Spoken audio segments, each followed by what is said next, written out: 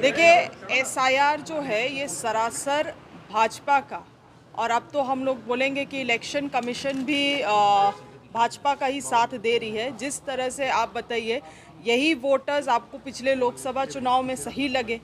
ऐसा क्या बदल गया? 1 साल भी नहीं हुआ है और ये वोटर्स आपको गलत लग रहे हैं।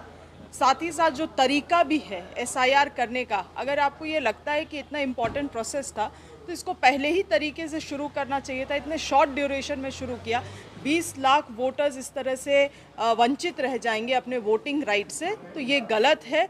अगर सुधार करना है तो आप आधार कार्ड से इंटीग्रेशन करिए। आज के दिन में आधार कार्ड में तो कोई डुप्लीकेसी केंद्र सरकार ही ये करती है, अश्योर करती है कि कोई डुप्लीकेसी संभव नहीं है। तो वैसे में आप आधार कार्ड से इंटीग्रेशन करिए। बिहार से ये शुरुआत है और हमें लगता है इस तरह की प्रक्रिया अगर पूरे देश भर में चलेगी तो हमें लगता है डेमोक्रेसी का ये हत्या है। सत्ताधारी दल की क्या भूमिका रहेगी एसआईआर को लेकर? देखिए, हम लोग संसद से लेके अब झारखंड के विधानसभा में भी ये गूंजेगा कि एसआईआर को तरीके से किया जाए, सुधारा जाए। प्रक्रियाओं में बहुत सारी गलतियां हैं, उनको सुधारा जाए। और ख़ास करके बिहार चुनाव जो होने वाला है उसमें ये एसआईआर की प्रक्रिया को अभी तुरंत में लागू करना उचित नहीं है। बीजेपी भी घेरने की तैयारी में आप लोगों को, सदन में कई मुद्दे हैं, लॉ एंड ऑर्डर से लेके बाकी तमाम मुद्दे। 2019 से लॉ एंड ऑर्डर बोलते रह गए, क्या हुआ आखिरकार? यहाँ की जनता ने बाउंड्री में ढकेल दिया।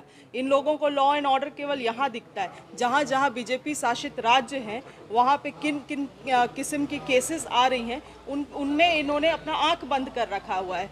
और जाहिर सी बात है कि इनको हमारी गलतियाँ तो दिखती हैं, मगर खुद के गलती के पीछे ये लोग पर्दा डाल देते हैं। मैडम, 6 को विशेष चर्चा हुई, जिस तरीके से बारिश हुई है, किसानों को राहत देने की बात कही जाए। बिल्कुल, देखिए, झारखंड में इतना अधिक वर्षा होने के कारण केवल किसान ही नहीं, आम जनता भी इससे प्रभावित हुए हैं। गांव घर में आप जाके देखिएगा तो कई सारे मिट्टी के जो मकान थे वो धंस गए हैं। बहुत लोग डोभा में अति पानी भरने के कारण उसमें भी डूब के उनकी मृत्यु हो रही है। वज्रपात से भी मृत्यु हो रही है। किसानों के जो मोटे अनाज है वो भी प्रभावित हो रही है।